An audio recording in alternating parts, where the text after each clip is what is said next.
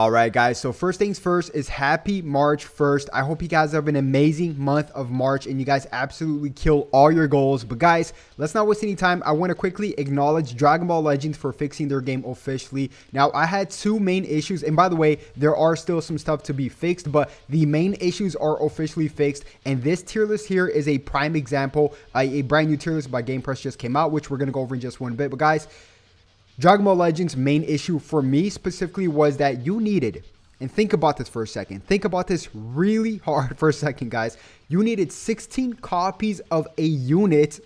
16 copies. Look at me. 16 copies. Actually, 17 to literally max them out fully. But let's just say 16 copies to fully max out a unit to 14 red stars. Now, if that's not pay to play, I don't know what is. Now, with this new system where everything is doubled, you know, in terms of Z power, that makes all the difference in the world, guys. Look at this. We have full power Jiren in Z tier. Now, you know, that also has to do with, of course, he's a great unit, but the fact that LFs are way easier to get now in terms of higher stars, literally 2 times easier. Now you only need 8 copies to fully max out a character, 8.5 to be exact, but let's just round it down, I guess, to 8.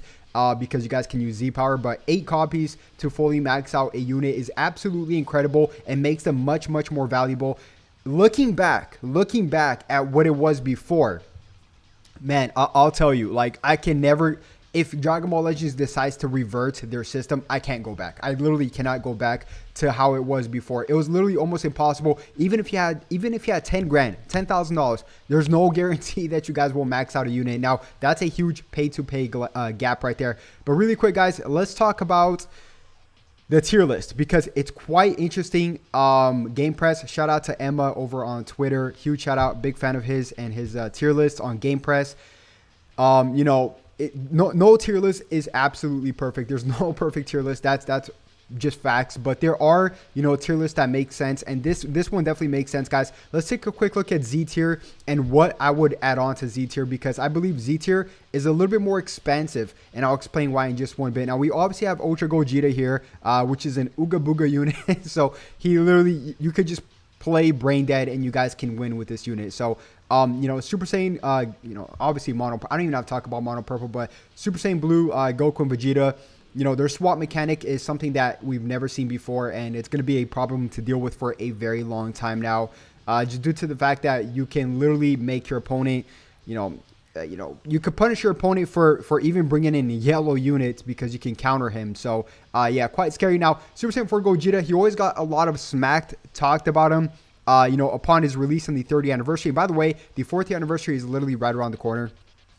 Cannot wait for that. I'll make a full video on that as well, what I think will come out for the 4th year anniversary. But just because he got that that equipment and he got a few team buffs, he jumped up from, like, I think like tier 3 to like Z tier. So I always thought he was at least S tier. Very well-rounded unit. I think he's the most well-rounded unit we can ask for. Full power Frieza. Do I need to say anything else?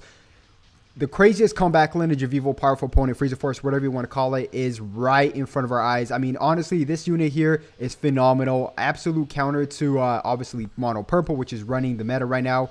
Green Vegeta is coming out tonight. You know, Super Saiyan Blue, Green Vegeta, LF, Zenkai Vegeta, excuse me, is coming out tonight now.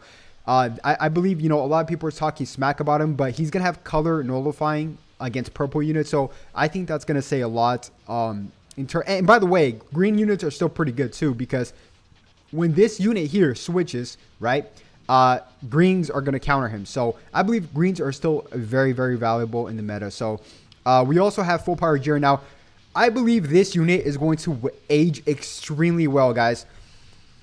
A prime example of what I think is going to happen to this unit. If we just take a look really quick to future Gohan. I remember when this unit first came out, everybody's talking. It's literally been 1 year since this unit came out. Over 1 year. 1 year and 1 month. He came out literally January 2021. So we're already in March. So yeah, of 2022. That's crazy. Time flies. But guys, I believe this is going to fall under the same pattern.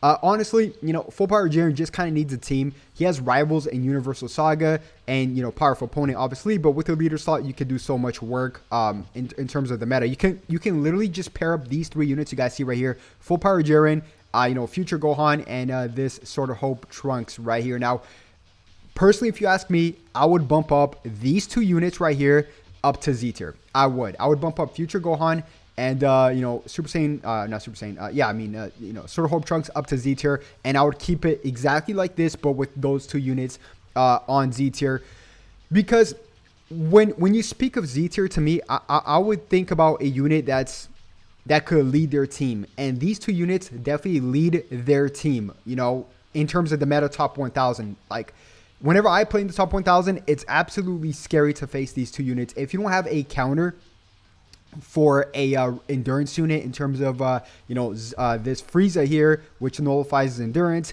as well as Demon King Piccolo, or even Hakai Beerus, which is actually high S tier as well.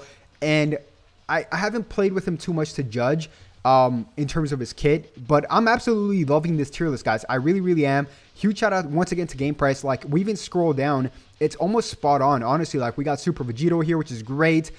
Revival Frieza is getting the love he deserves, alongside Zamasu with Goku Black Assist. This unit is really tanky. Oh my, especially early on in the first 30 seconds of the match, or even the full match technically, but this unit is an absolute nightmare to deal with, guys.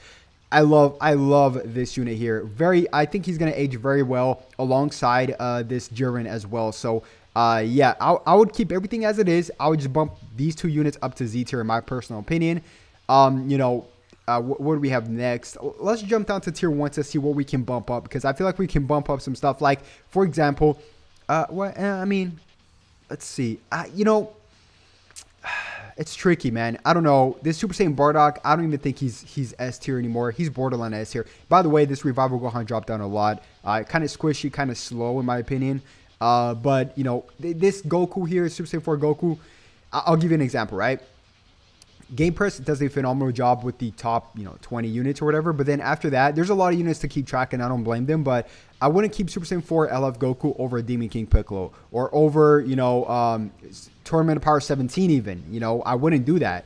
Tournament of Power 17 is better to me than this LF Super Saiyan 4 Goku, in my personal opinion.